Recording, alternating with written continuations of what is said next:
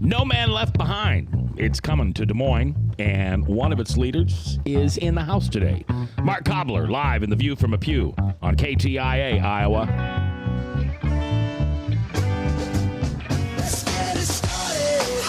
Let's get it started in here. Let's get it started. Let's get it started in here. Yeah. Let's get it started in here.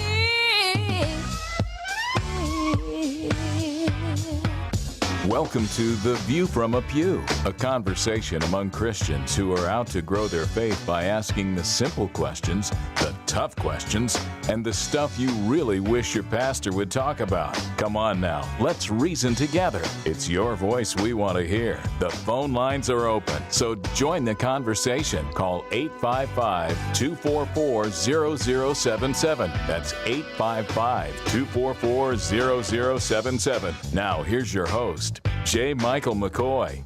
Good afternoon, 21st day of February in the Lord's year 2014. I'm J. Michael McCoy, and it's the Friday edition of The View from a Pew. Maddie Smith is not in the house today, so it just won't be as much fun. But we do have Frank.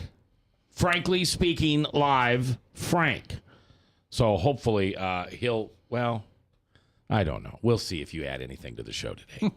Bob Montserrat, the Cat in the Hat, we're being produced by Ryan, and my very special guest is Mark Cobler, who is the area director for the Heart of Iowa Coalition for Men's Discipleship.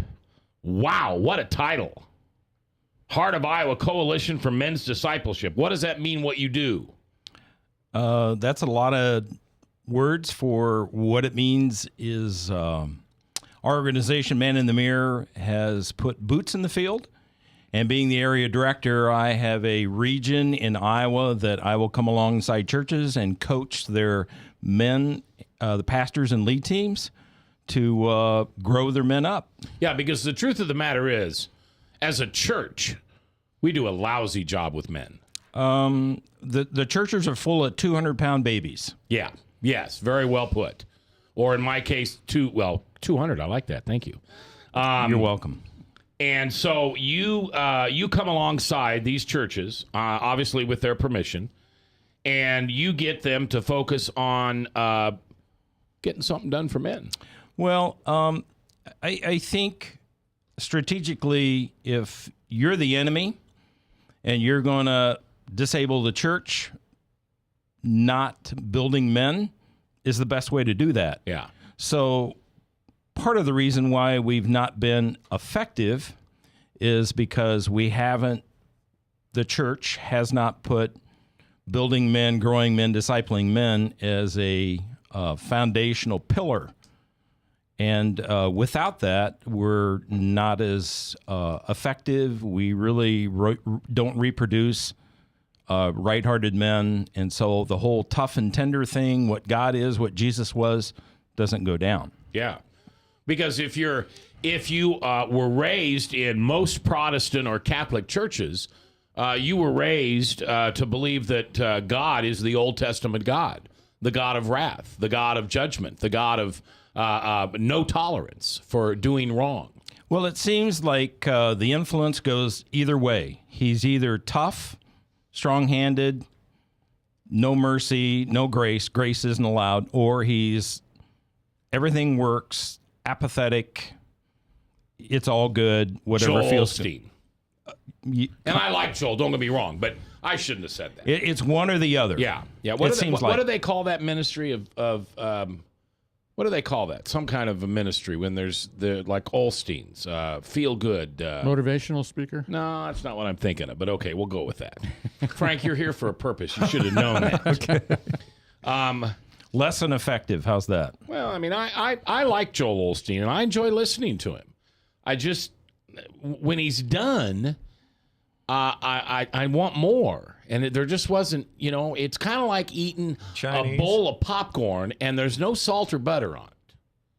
There's just no facts or substance. I just know that when Jesus hung out with the guys, it wasn't soft, easy, perfect. It was rough, hard, difficult. Yeah. And there are several times he turned to his disciples and said, from this point on, it's going to get even tougher, harder, my paraphrase. Yeah. And some just didn't want to go there. But if we really don't focus on becoming those kinds of men, we won't reproduce those kinds of men. Yeah, we won't raise them. We won't reproduce them. No. All right, let's get some of these details on the table, and maybe Ryan, you could type this up and put it across the bottom. No man left behind. That's what the leadership training is, and it's April 4th and 5th. And they would call or go to a website to find out more. They can call, they can go to the website, but it's probably, if they want specifics, they can go online, maninthemirror.org, and they can sign up there. Maninthemirror.org. And for those of you who think you recognize that, I'm holding up the book, The Man in the Mirror, which was originally, don't tell me, originally distributed in 1989. Mm-hmm. And there have been 4 reprintings. And this is a Bible study guide for men. And you'll see that it says Solving the 24 Problems Men Face, The Man in the Mirror. And this is my personal book because we're doing this in one of my men's studies. And it's good. It's good. We love the questions at the end. You know, we're in charge of reading it on our own. And I probably have read 6 out of the 10 I'm supposed to. But then we get to the end and we get the questions. And there's probably a dozen of us in our little group, and we never get through all the questions. They're such good questions. Questions after each chapter? Yeah. Just to see if you read it? Kind of. Well, for instance, here, let me give you an example, Bob, because I know you're not a big church guy. So the one I'm in right now is but you're not in are you in a men's group? Well, I meet on Friday with men. Us, right here. No, in the morning. Early morning, yeah. Oh, I didn't know that. You never invited me. No, that's true. Because it's like Frank, 5:30 in the morning, and you're still sleeping. Oh, horse hockey. You know that's not true. So right now, we are just finishing up chapter 19, which is the desire to be independent. And it talks about men want to control their own lives, even if we were not taught to seek independence, which most of us were, our own human nature would pull us in that direction. There is an abrupt difference between taking responsibility for our lives and trying to live it independently from God. And then at the end, here's the questions. So, Bob, here, I'm going to ask both of you question number 1. And you are required today to answer it. And there will be a special point tiebreaker in the end should you both get these all right. Frank, we'll start with you. Why do most men want to control their own lives? Well, that would be a very long, No. answer. No, I need a short answer. Like you could write on the back of it. It's really easy. We have a natural desire to want to control our own will. Very own good. destiny. Human nature. Bob, would you agree or disagree?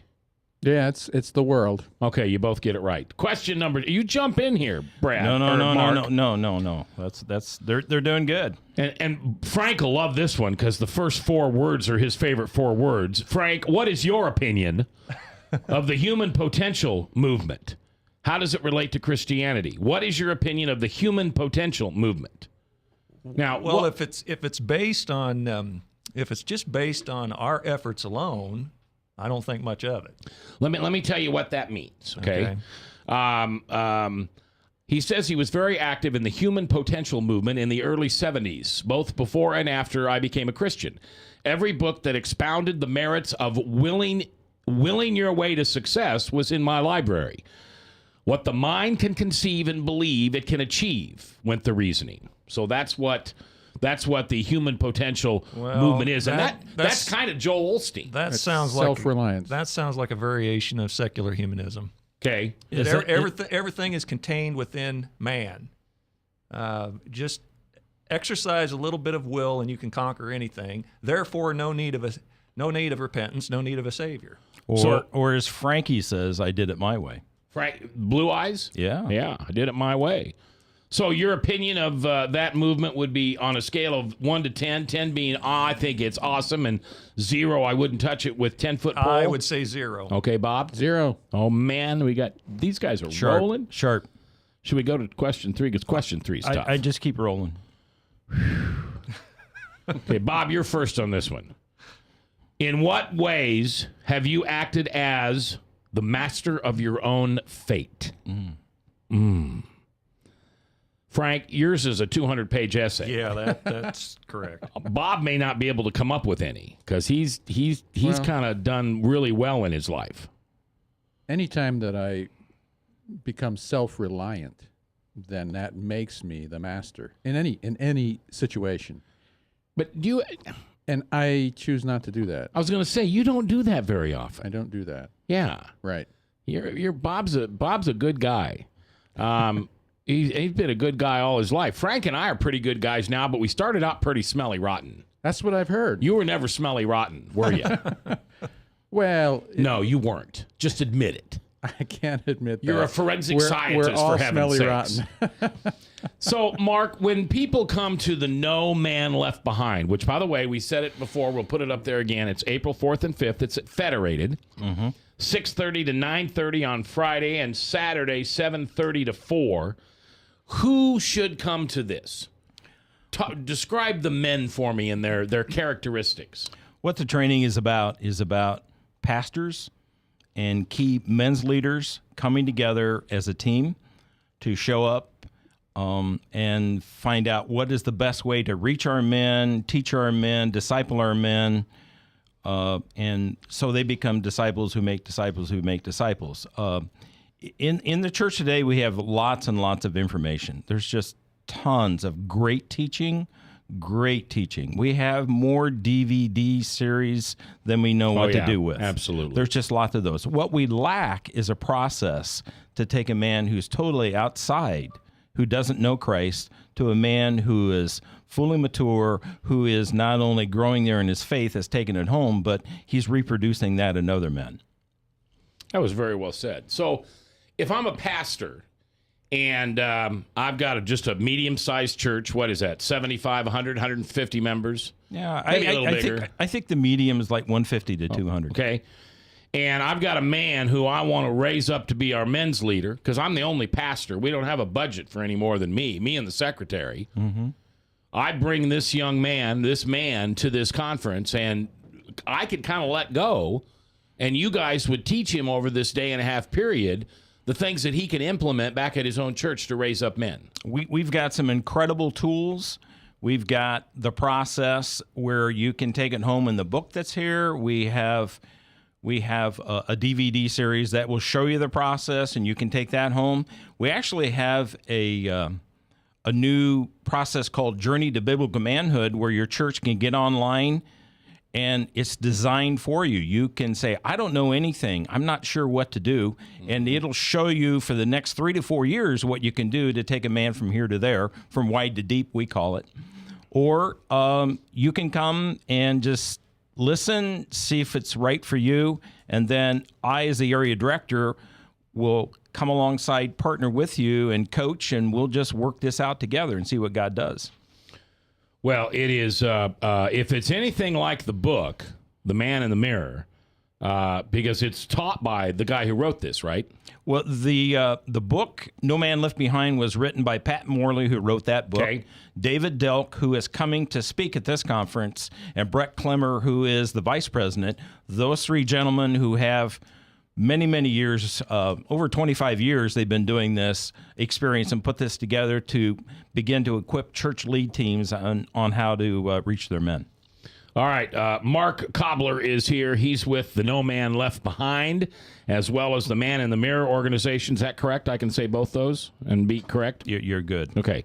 We're going to talk more about that when we get back. And Frank and Bob are under the hot seat. We're moving to a different chapter. When we come back, friends, risks, and rewards.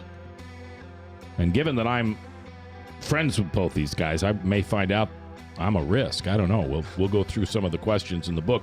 It's called Man in the Mirror, and if you know a group of men who need to come upon Christ, and find out what it is like to be a man, this is the book they ought to study. We'll come back, talk to you in a minute, live here on KTIA, Iowa. Across America, there are countless numbers of people struggling with addiction and other life-controlling issues. Probably someone you know and love. There is a way out. There is hope. Transformations Treatment Center in Delray Beach, Florida, has a unique approach to substance abuse treatment. Call now and ask about our Guaranteed Success program or log on to transformationstreatment.com. Transformations. Change your life. Change your relationships. Transform your world.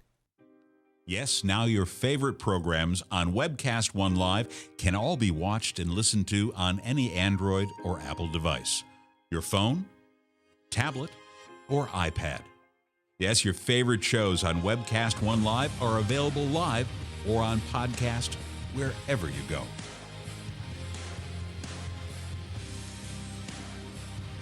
Let me introduce to you some of our great shows. Shalom! Every week on Understanding the World with Rabbi David Kaufman, we'll talk about issues in the Middle East, issues related to the Jewish tradition and religious traditions in general, and keep you up to date on exactly what's going on around the world. You may know some of the story, but you haven't heard all of the story until you've heard it on Understanding the World with Rabbi David Kaufman and our special guests we have on every week. Hey, this is Doc with Doc and Lefty. I want to tell you about our brand new time slot. It's from 6:30 to 7:30 p.m. It's on the same night, Tuesdays. We now follow Ed Fallon and the Fallon Forum on webcast1live.com. I want to tell you a little bit about our show. Our show is focused on local, state, and national, and sometimes international politics. We like to keep people updated and informed. We also have very interesting guests. So please join us every Tuesday from 6:30 to 7:30 p.m. on webcast1live.com. So when you want to watch your favorite Webcast One program, remember, there's an app for that.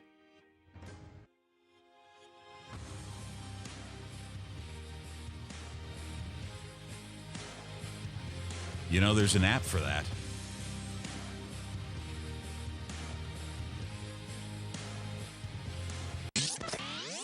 From the RE/MAX Real Estate Concept Studios, this is Webcast One Live. Get away from us, you mean old credit card. We don't have any more money. We're in trouble now. Save us! Help! Somebody save us! Somebody help! Help! Save us!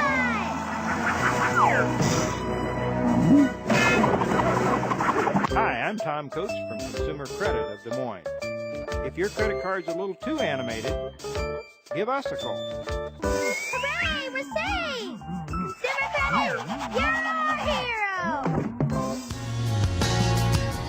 We've got questions. You've got the answer. Join the conversation. It's your voice we want to hear. So call 855-244-0077. Now, here's J. Michael McCoy. 21 minutes after the hour, live on a Friday. View from the Pew on 99.3 KTIA, powered by webcast1live.com. Couple of interesting notes here, if I may.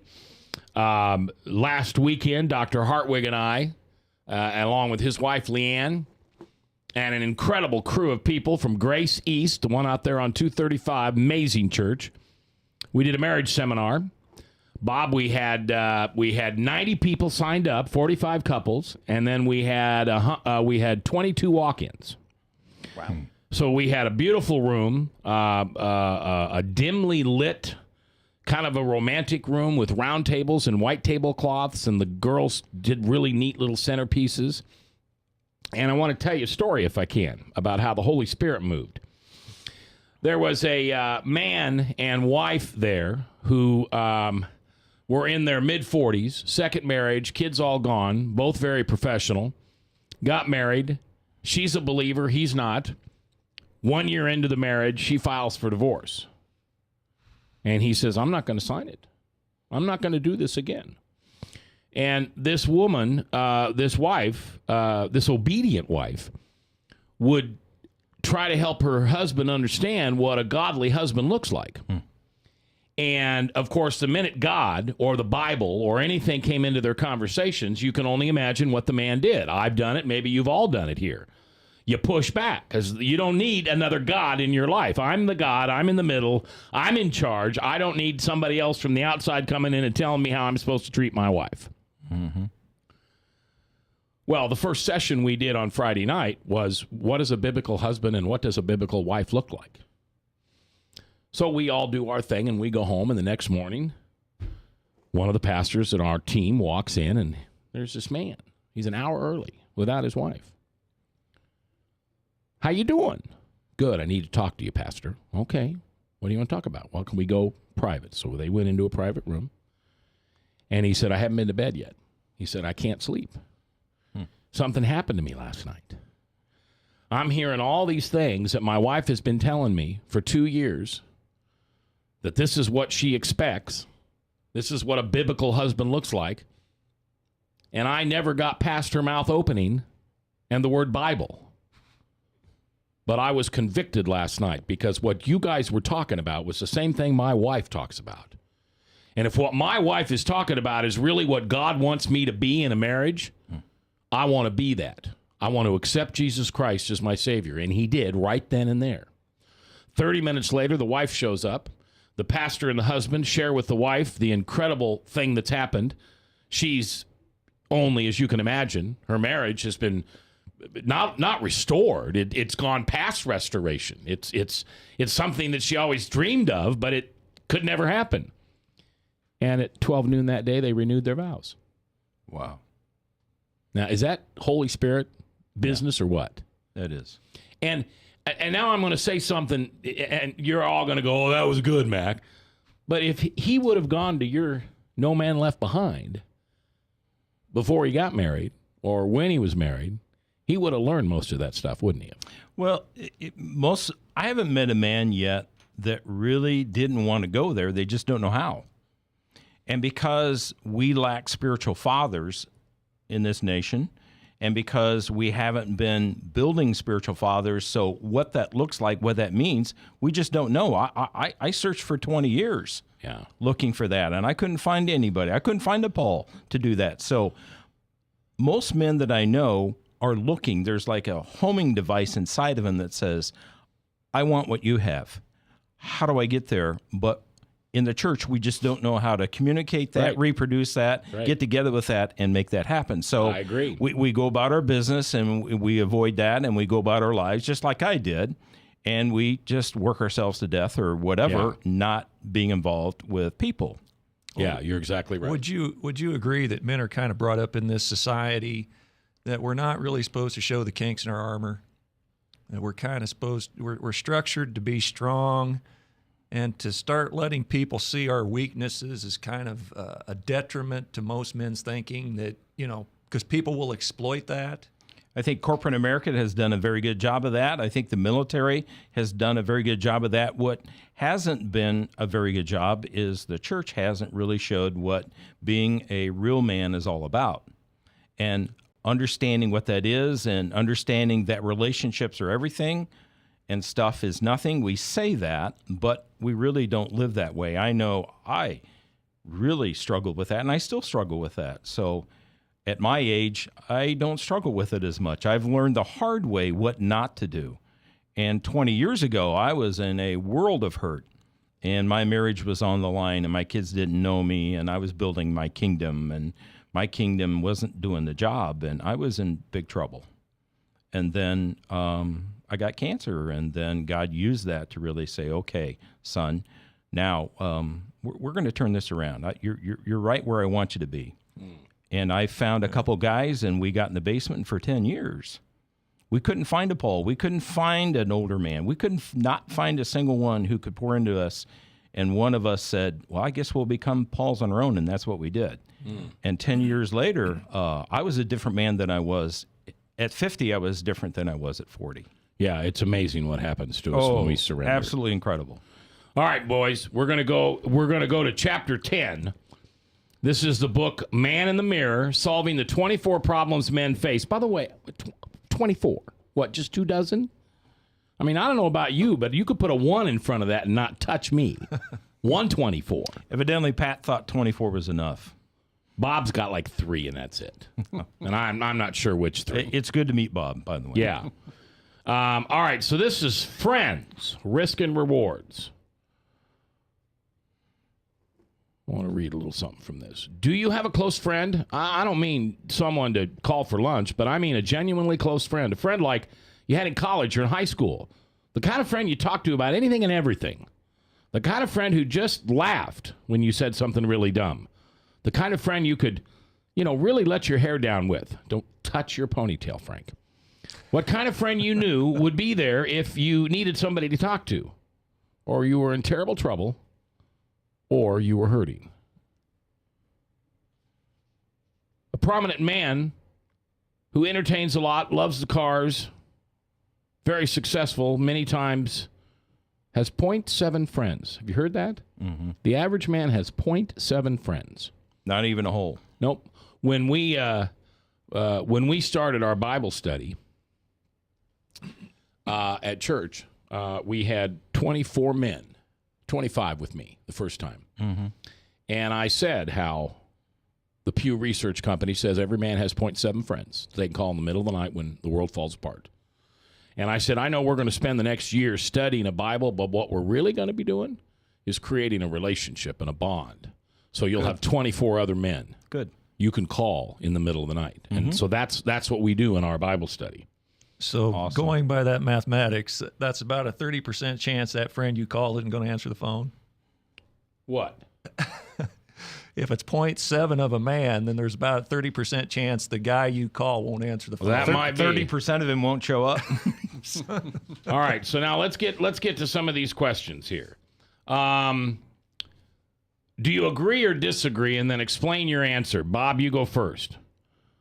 Bob, do you know that if you spell your name backwards and frontwards, it's the same? I just wrote it down on a piece of paper. Amazing. That's quite a revelation. Amazing. Let me start a website. Bob, backwards and frontwards. All right, focus questions. Number 1, most men do not have a close friend they meet with regularity. Agree or disagree? Well, I mean, we were just speaking about that, and I think the consensus in the polling says that's correct. I think a lot of guys have guys they can get together with. They just don't talk about the real stuff. They talk Acquaint- about the Cubs. Well, acquaintances or Yeah. the Hawkeyes or the Yeah. weather. Oh, my gosh, the weather. Yeah. Oh, the Complain weather. about their wives. Oh, the weather. Well, I'll answer now. Charles Stanley Did I once say it was his turn? Okay. Go ahead.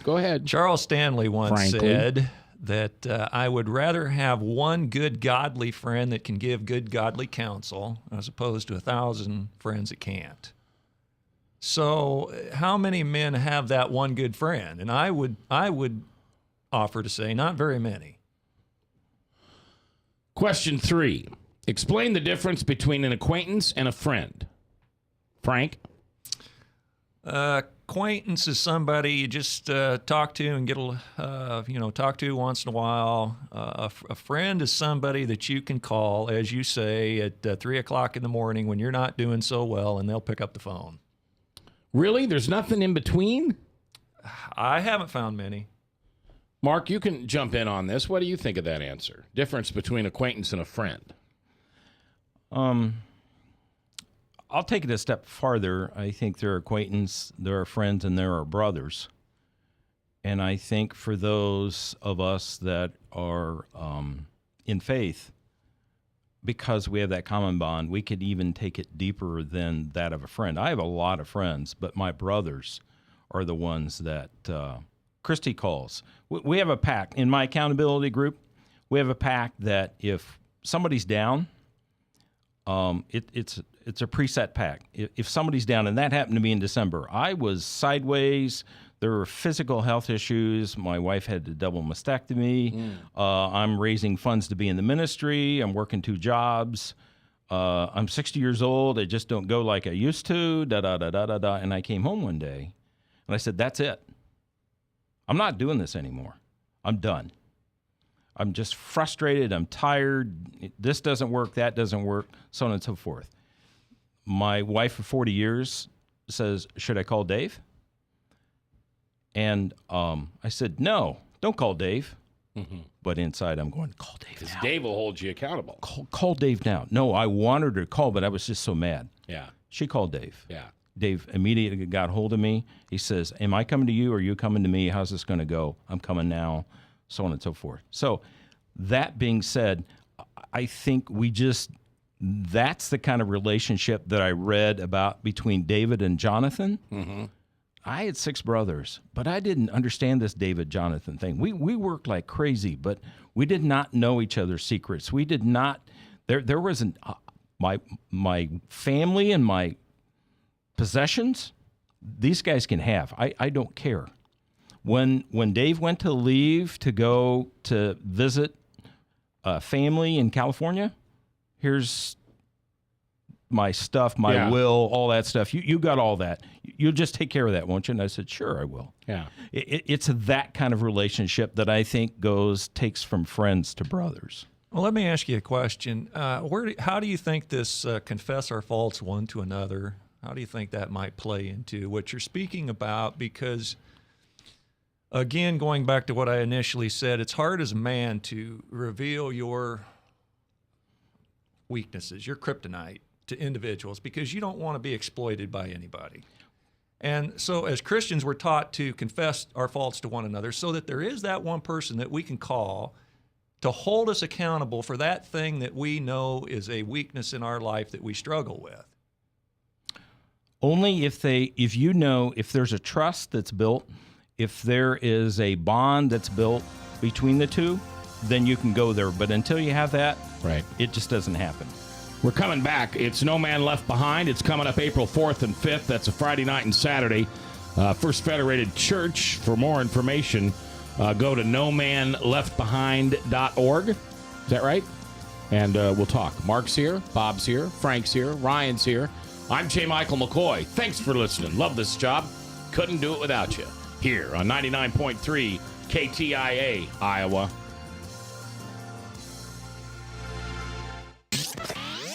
From the RE/MAX Real Estate Concept Studios, this is Webcast One Live.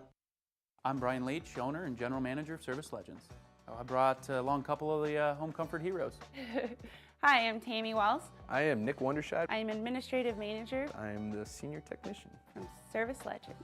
It seems like every good thing, when you feel it to the bone that it's good, there's a lot of hard work put behind it. I don't think that you can fake it and have it turn out good. You know, if we seem like, okay, that's just weird, it's just a furnace, why would you believe so deeply in a furnace? It's not just that, you know, we want to show the world that you can have good service. Yeah, I mean, it's your home. You know, it's built into our daily trainings, it's built into our culture, that we're gonna do whatever it takes to have each client say they love us, period. That's why we spend all the hours in the training that we do. And if we guarantee it's gonna be a good experience for you, or else it's free, what type of work do you think we're gonna do? There is a guarantee. Temperature selection guarantee, fixed right or it's free guarantee, comfort guarantee, best value guarantee. All of these guarantees hold us accountable to ensuring that we exceed your expectations. And if for whatever reason we'd fail and we can't make it right, we guarantee all of those guarantees with a 100% money back guarantee. I mean, if you don't think that your technician can fix it right, are you gonna say that to a client? No. You don't have to worry about having a technician come to your house. We drug test, background check all of our team members. We put safe people in your home. Each and every one of our service techs, 400 hours a year in training. You tell it the minute they walk in the door. They know what they're doing, they've done their homework, and they actually truly care about what you want. Because at the end of the day, you're the person that makes sure I have a job. They're gonna be listening. They're gonna wanna know what your challenges are. Then they're gonna come and give you options, and you get to choose. If I'm there to help and I make it easy and painless, I did my job right that day. Well, when it comes to your comfort, safety, and your family, you know, you don't necessarily go buy the most expensive, but you get the most bang for your buck. Oh, it's worth it, because there's a lot of people that will find a way to get it to work right now and then leave and then come back, charge you again, and the cycle just repeats itself. So when I'm out there looking at the furnace, I want to find why it failed today. How can we change the part today with something that you're not going to have to worry about? Is it worth changing the part today? I mean, you can put a lot of money into a furnace. I can fix parts all day. There's good job security in that for me, but is it the right thing for you? I get a lot of the phone calls of after the technicians are there. They're just in awe. They're like, wow, you guys are great. I mean, I don't even know what to say. You guys are great. Everything you did was perfect. It was great. Keep going, though. I like this. Just give us a try. I'm going to take all the risk. I've got the time to make this right. I've got the support to make it right. Just check us out. And if you don't see the value in what we do, I mean, fixed right or it's free or 100% money back. enough said.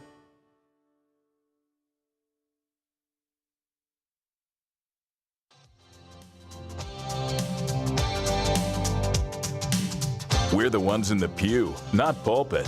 Come on now, let's reason together. The phone lines are open, so call 855-244-0077. Now, here's J. Michael McCoy. All right, 22 before the tops of Salem Radio Network News, and then Michael Mudloff with True Blue from Westkirk Presbyterian Church. Mark Cobler is our guest. He's the area director for the Heart of Iowa Coalition for Men's Discipleship.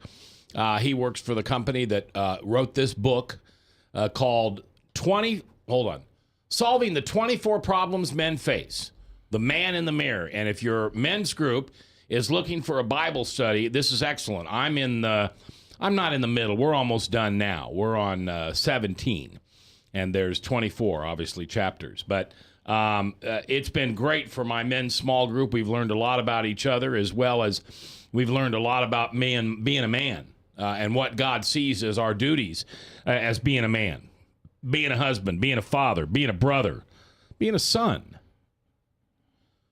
It's an excellent book. I hope you think about it. Now, if you would like to learn, if you would like to be discipled by some of the best guys in the country, you don't have to go anywhere except to First Federated Church on April 4th and 5th.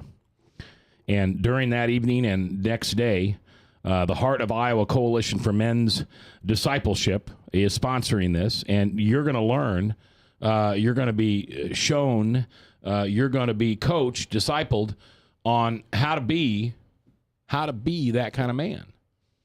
Because if you didn't learn it, then what you did learn was all from the accuser.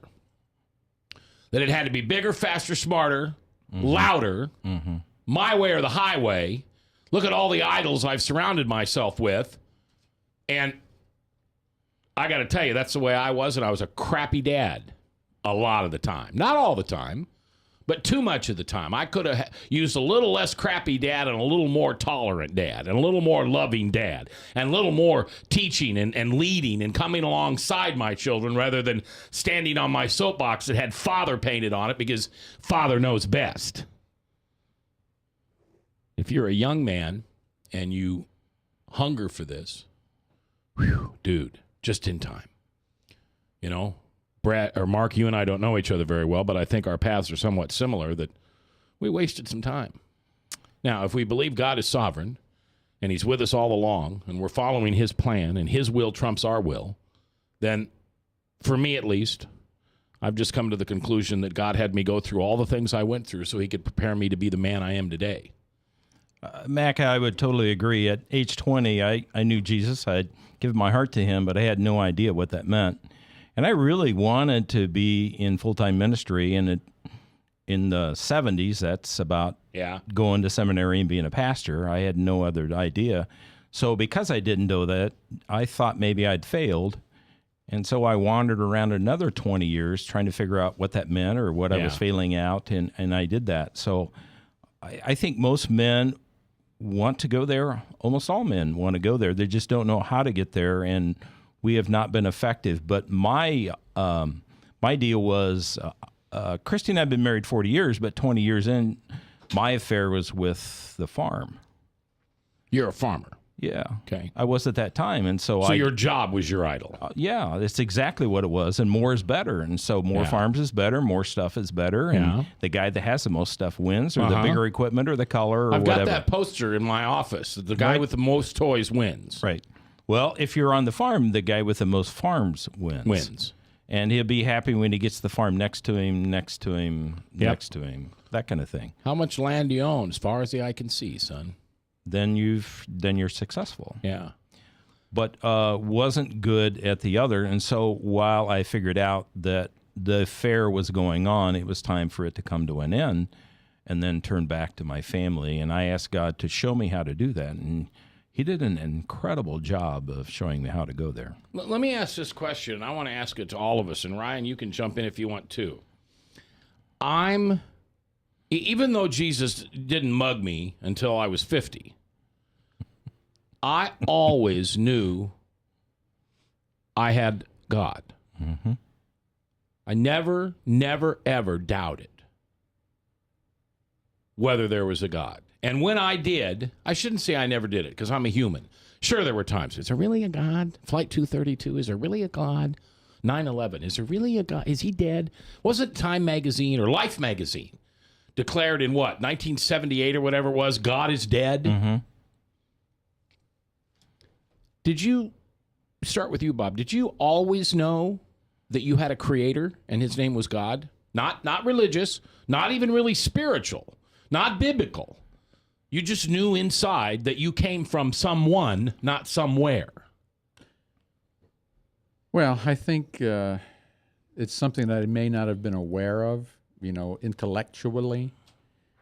But I think there was something there that indicated to me that there was somewhere, someone, some God that was there before I even knew about him. Frank? Well, I was born and raised in church, in a faith. So snake handlers, right? Yeah. Yes, darn holes in my hand. I've always known that there was a God, but I never, until I got to be about 16 years old, did I start realizing that there was a God and then there's a personal relationship with God. Mm-hmm. And that has took me the next 40 years to mature to where I'm at now. And I still, the more I know, the less I understand. Brad, or Mark? Why do I want to call you Brad? Mark. Yes. How about you and your relationship with your creator? I started out, I've been in the church all my life, so I've been exposed most of my life. But as a teenager, young teenager, my grandparents died, and that really threw me for a loop. And that was my first real experience with death. And the Lord used that then to draw me. And I had all the attendance Bibles for being there all the time, but nothing would fill that hole. No relationship. Nothing. It wasn't there, and it just wouldn't do that. And I went to my pastor, who was pretty evangelical at the time, and he shared the truth of what that was. And I went, wow, that's for me. And so I said, yes, Lord, and wept like a baby and haven't stopped. But the relationship started that time. But it didn't mature. Yeah. And it was the maturity that I lacked to understand. There's two important days. The day that you're born and the day you find out why you were born, why you were created. That's good. And that the latter, I think, is what men are looking for, and they want to know why they were created and why they were born. Ryan, you want to chime in on this? No? Okay. Ryan, the cat's got his tongue. He's got a new girlfriend. She's got his head going all different ways. He's a soft-spoken guy. All right, here's the next question, Frank. Are you ready? Yes. Man, is this one for you. Sometimes we need a friend to come alongside of us and give us advice. Who gives you advice? And I think it's more important to say, who do you accept advice from? Because your daughter gives you advice, but I don't think you accept it. Well, there's the dilemma. I have a good friend. I have a really good friend. Is his name Frank Jr.? No. Oh. But I wouldn't put him on the level of being that good, godly friend that I would take godly counsel from. So I find Is his name Bob? Frontwards and backwards? Frontwards and backwards. Yeah.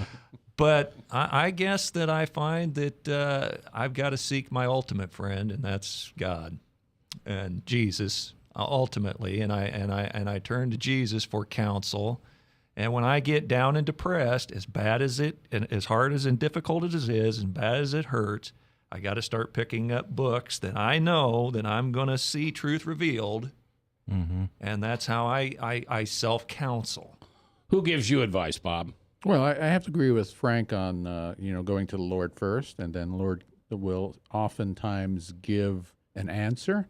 And then it's confirmed by some godly person that I would seek.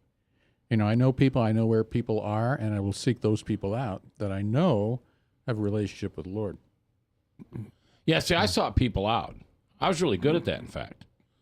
I didn't mean to be prideful when I said that, but I was. My companies were successful. When my companies were successful, it's because I was the least. And I surrounded myself with people who knew far more than I did, and that didn't bother me at all.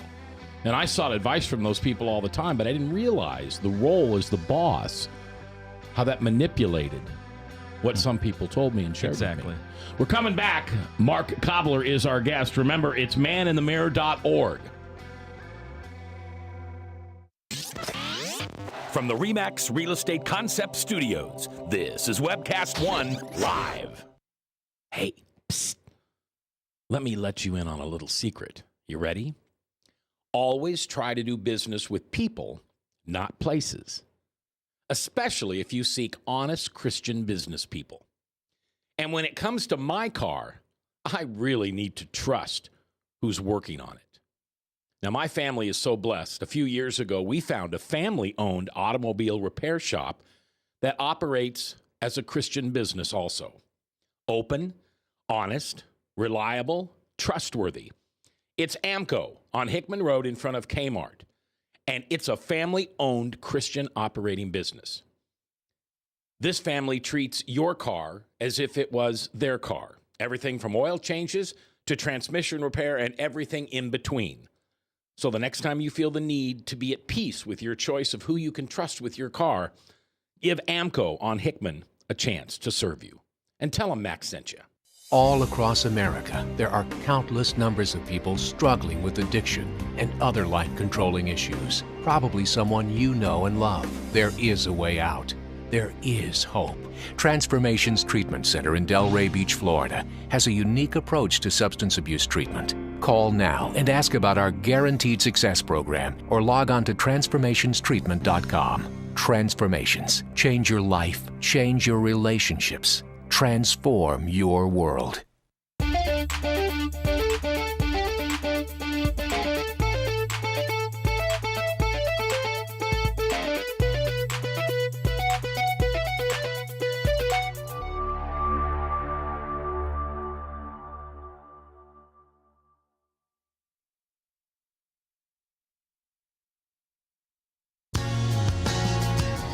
We've got questions. You've got the answer. Join the conversation. It's your voice we want to hear. So call 855-244-0077. Now, here's J. Michael McCoy. 10 before the top on this 21st day of February in the Lord's year 2014. Now, seriously, you may say, well, you know, I'm her husband. I'm his wife. I'm his wife. And as much as I'd like him to go to that, I don't think he'd listen to me. Well, could your pastor recommend it to him? Who's the man in his life that he listens to? His father, his brother, his cousin, his neighbor? That you could kind of go in cahoots with and say, hey, listen, I want my husband, Mark, to go to this thing. It's April 4th and 5th. It disciples men. It's life-changing. Mom, would you like something to happen to your son that's life-changing? Wife, would you like something to happen to your husband that's life-changing? Dad, would you like something for you and your son to bond and find Christ together and become each other's accountability partner? As hard as that may sound, maybe that's the relationship that God had intended for you and your son. How about investing a little time? Is that worth it? Well, all right, I go to church, and, you know, we sit next to each other in church, and, you know, and I'm there. How about you really let down the facade? And you become, are you ready for this? Here's a word that makes all men scared and run and hide. Vulnerable. How about you become vulnerable to another man? I'm vulnerable to the Lord. I'll listen to him, but I'm not going to. Really? So, in other words, you want to be a Christian man, but you don't want to be an obedient Christian man. You want to wear the cross, and you want to go to church, and you want to look the part. But that 0.7 men is just fine with you, because you're not going to tell your secrets. You know what, guys? I'm going to tell you something. Our secrets keep us sick. That resentment you've got for your mom, your dad, your brother, your sister, your wife, for heaven's sakes. If I would have known she was going to turn out like that, I never would have married her. And that's a dark place that lives in your relationship. And it never leaves. And it's the accuser whispering in your ear, you're better than that. She shouldn't have got a big butt. She should cook more. Why can't we have sex like we did when we were 18? Ever since she got into menopause, she's just not nice to me anymore. She's not going to change. Mama ain't happy, ain't nobody happy. So why don't you crawl in there and dig that resentment out and give it to God? You don't know how? You willing to learn? April 4th and 5th. maninthemirror.org. Check it out. You want to know about it? Call Mark. Call me. I'll meet you someplace. We can be men. Go out and shoot around a golf. I'll carry your clubs because I don't play golf. But I'll carry your clubs. And we'll just sit out there as men and we'll talk about this stuff. It probably would be important to go to your pastor and say, you know, I think building men is important in a church. And if we don't know how, then how do we learn how? Yeah. And if we're going to be those kinds of people, then it's just more than just me. How do I reproduce that in others? A wise man told me, we teach what we know, but we reproduce who we are.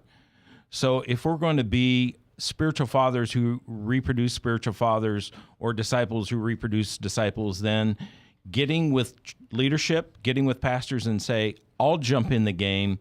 I'm going to get out of the stands. I'm going to get off the sidelines. I'm going to get down in the game on the front line with you. And I'm going to go there myself, but it's not just about me. It's about others.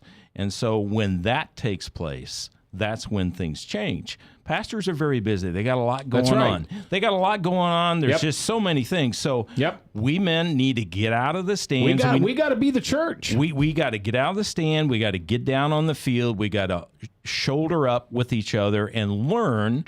And that's what No Man Left Behind is. How do we learn how to, A, go there ourselves, and B, reach others so they go there? I'm going to use a man's word. How do we train? Right. We as men train. We don't like to learn because that means we're vulnerable. That means we don't know it all. But even if we know it, we need to put it into action, and that takes training. Every man knows to be the best at something, you've got to train. Why was Michael Jordan the best in the world? Because he practiced every day. That's the truth. But did he practice by himself? Never. See, that's the issue. We haven't learned how to... Proverbs said, men sharpens each other. Yep. Is iron one sharpens iron. That's exactly right. So we need that sparks, that rough edge. I know you love your wife, and I know she knows who you are, but you really need another man in your life. Men need men. Yes. And so because men need men, we need to begin to understand how men are wired, how they what motivates them, what they look like, what they don't do, and how they come alongside. Scripture always talks about pity the man that falls in the hole, and there's not anybody there to pick him out. And I'm going to talk sharp to you if you're a man right now. Did you hear what Mark just said? And you thought in your mind, because it went through my mind, oh, I don't need that. I'm good. I don't need that. Don't you be telling me. My wife and I are fine. We're best friends. Don't need anybody else. Okay, you're wrong. Biblically, you're wrong. Mm-hmm. I'm sorry if you don't like a man telling you you're wrong. How about just letting God tell you you're wrong? It's not scriptural to not have that man in your life. Mm-hmm. Now, I also hear somebody saying, well, Mac, it's easy for you to say. You go to a church with, 12,000 people. We have less than 500 men. Less than 500 men. 2.5% of our membership are involved in men's ministry. But let's say you did it really well. We do it well. Well, what if a church really did it well and they had 20% of their men in a small group? That'd be amazing. That would be incredible. But what about the other 80%? We go after them. So we tackle them. What we learn is an all-inclusive men's ministry that reaches the men not in the groups, that won't go to the groups. And how do we touch them where they are? Yeah, the guys that show up on Sunday because their wife makes them bring the kids. Or they're busy teaching Sunday school and everything else. And if you're married and you've got kids and if you're doing anything, that's all you got. So what we learn is ministry. It's not men's ministry anymore. It's ministry to men wherever they are. Mark Cobler is my guest. He's the area director for the Heart of Iowa Coalition for Men's Discipleship. You want to know more about him and his organization, it's maninthemirror.org. It's this book. This is the book you ought to buy. Go online, get it, and you ought to start reading it. And if you got another guy, read it together. And if you got 3, 4, 5 guys, if you can do fantasy football, you could do this. Seriously, dude, I'm challenging you. See, the battery's on the shoulder. Come knock it off. Guys, your marriage will be so enriched. Amen. The love that you'll have for your best friend, it'll just explode when we find out how God created us to be as men. Mark, thanks. Come back again. My pleasure. Frank, Frankly Speaking Live tonight at 5:30. Bob, look forward to seeing you on Sunday for the national show Restoring Hope Live. Ryan, thanks for producing. And until I talk to you again, do me one favor, would you please? Just one, please. One. Pray.